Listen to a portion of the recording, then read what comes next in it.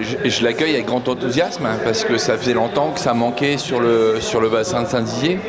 On regardait toujours d'un œil jaloux Châlons-Champagne.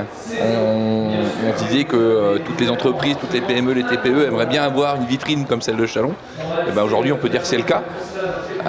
J'ai appris qu'elle était renouvelée, donc tant mieux. Voilà. Des bonnes nouvelles sur ce plateau. Ouais, et non, honnêtement, c'est une bonne nouvelle pour les TPE et PME.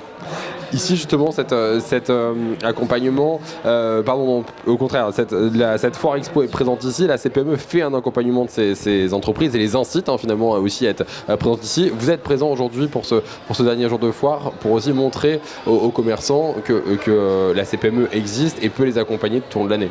Oui, on est là pour montrer qu'on est là pour les accompagner dans les différentes aventures qu'ils peuvent avoir, aussi bien au niveau juridique, au niveau commercial, éventuellement apporter des personnes qui sont potes de Saint-Dizier et qui viennent sur Saint-Dizier. Je pense notamment à Caravenue, où on a eu un contact en amont de la foire et on a essayé de les faire venir sur Saint-Dizier. Alors il y a eu des pourparlers, ça fait longtemps que je ne l'ai pas vu, je ne sais pas où ça en est, mais c'est aussi notre rôle de promouvoir des entreprises qui sont déjà installées dans le département et qui aimeraient s'installer dans une autre partie du département.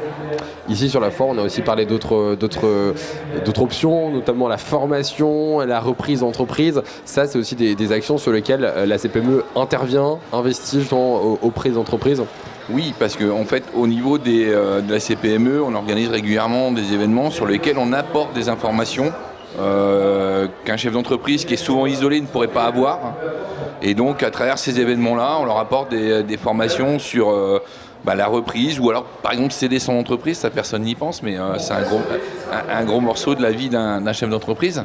Dernièrement, c'était sur la qualité de vie au travail. On a eu sur la cybersécurité. Donc tout ça, c'est des éléments que les chefs d'entreprise, on est assez isolés en fait quand on est chef d'entreprise, vous n'allez pas me contredire, on n'a pas le temps de s'occuper de ça et donc on a toujours besoin de quelqu'un qui nous mette le pied à l'étrier pour s'y intéresser un peu plus, quoi. Ici, vous aussi, pour organisateur de la foire, c'est important de savoir qu'il y a des acteurs comme la CPME, comme le MEDEF qui peuvent vous accompagner, vous aussi, à monter cette foire expo. Oui, tout à fait. On s'est rencontrés plusieurs fois sur le sujet avec Nicolas Boulomier ou aussi bien Papazouglou, le président de la Chambre de commerce. Ils sont venus plusieurs fois à mon restaurant. On prend toujours de ce petit moment pour faire un peu le point de la situation. Effectivement, Caravenue, ils sont venus de Chaumont, donc on était aussi contents qu'ils puissent venir avec beaucoup de véhicules. C'est toute une logistique. Et c'est vrai que l'accompagnement des entreprises est aussi un moment important pour le chef d'entreprise. Souvent, on est un peu isolé, comme tu dis. Il y a des choses qu'on ne pense pas. Et faire partie aussi d'une fédération, ça aide des fois sur des questionnements qu'on peut avoir.